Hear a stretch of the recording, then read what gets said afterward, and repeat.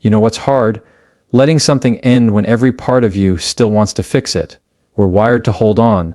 To people, to stories, to memories that no longer serve us, but somehow feel like home because they're familiar.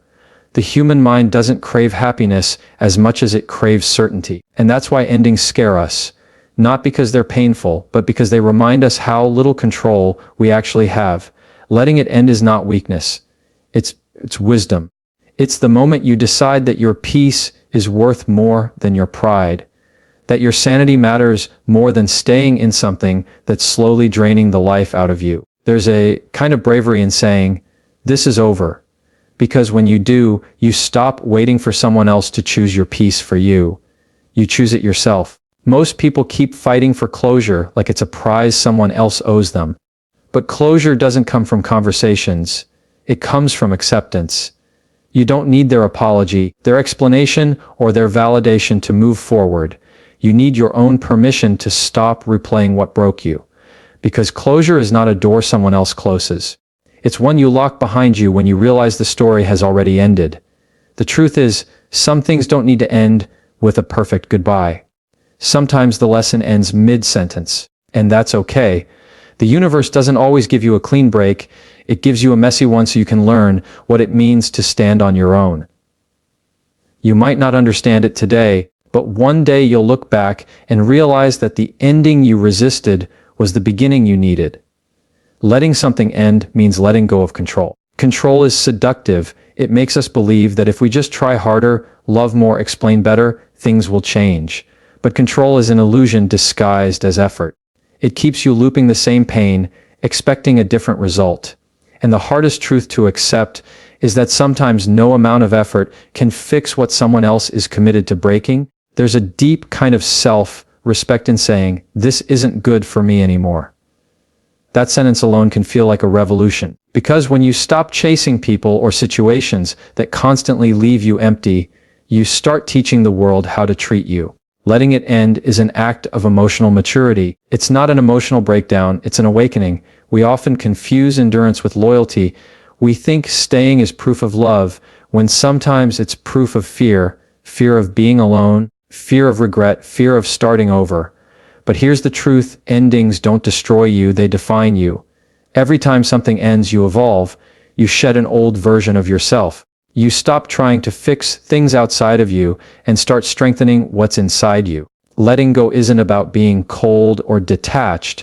It's about understanding that love doesn't mean losing yourself. When something ends, it's not about erasing what was good. It's about accepting what's real.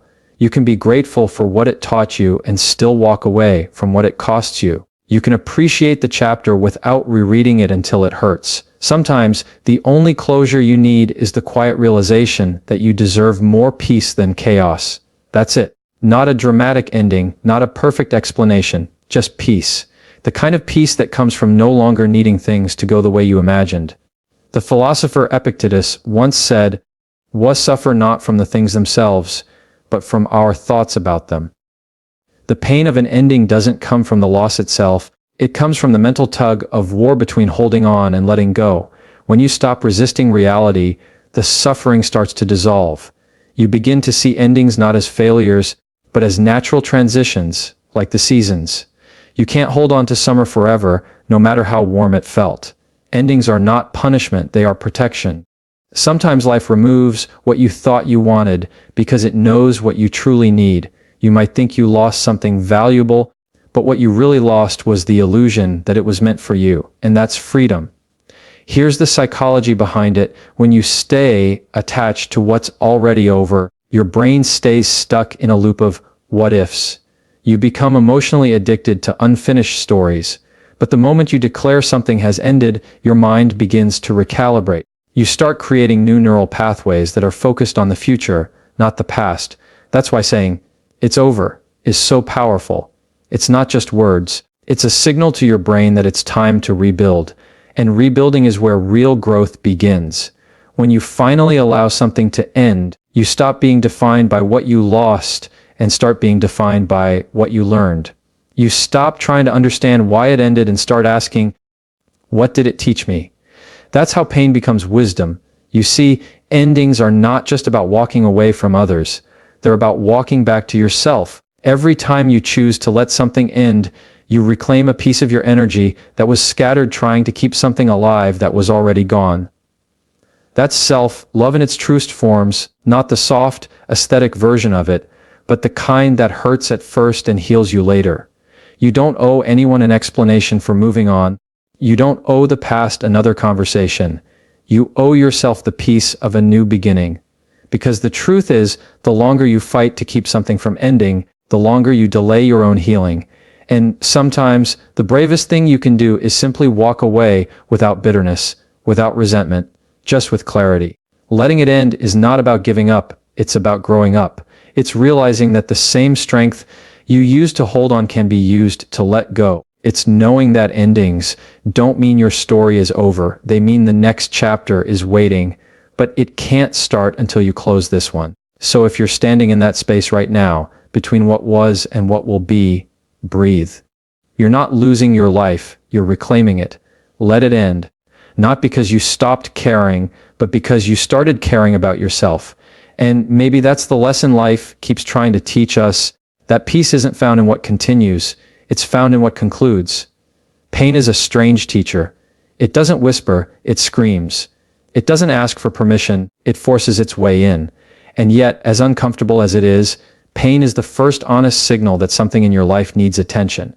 The truth is, you can't heal from what you refuse to feel. That's why the hardest part of growth isn't letting go. It's letting it hurt first. When something breaks your heart, your instinct is to escape it.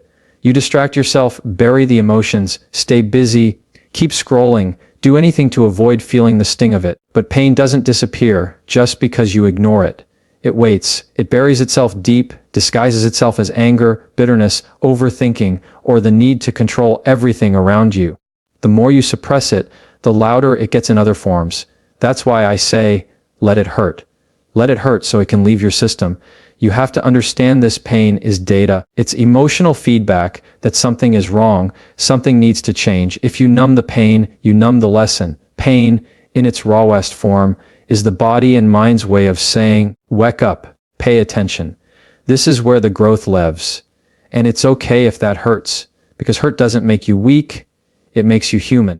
We live in a world that celebrates quick recovery. Move on, they say. Don't cry, they say. But healing doesn't obey deadlines.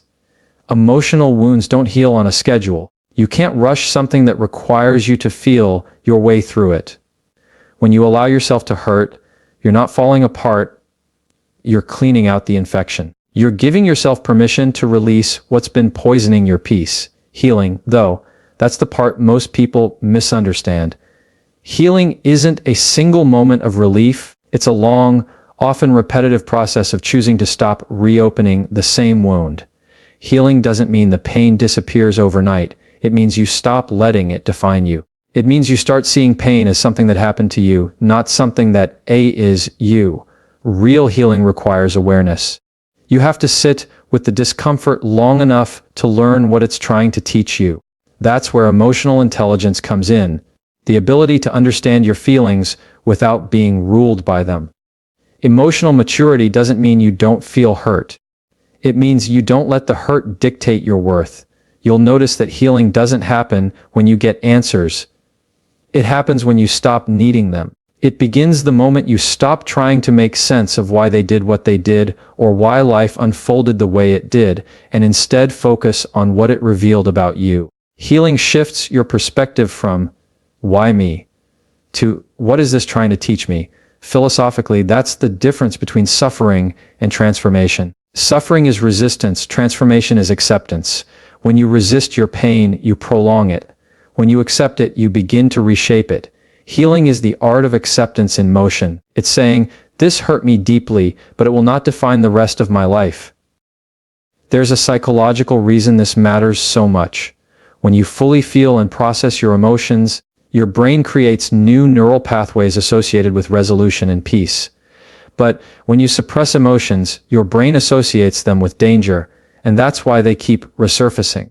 Every time you face your pain with courage instead of avoidance, you rewire your mind toward resilience. You literally teach your nervous system that you can survive heartbreak, disappointment, betrayal, and come out stronger. And then comes the hardest, most liberating step, letting it go. People often confuse letting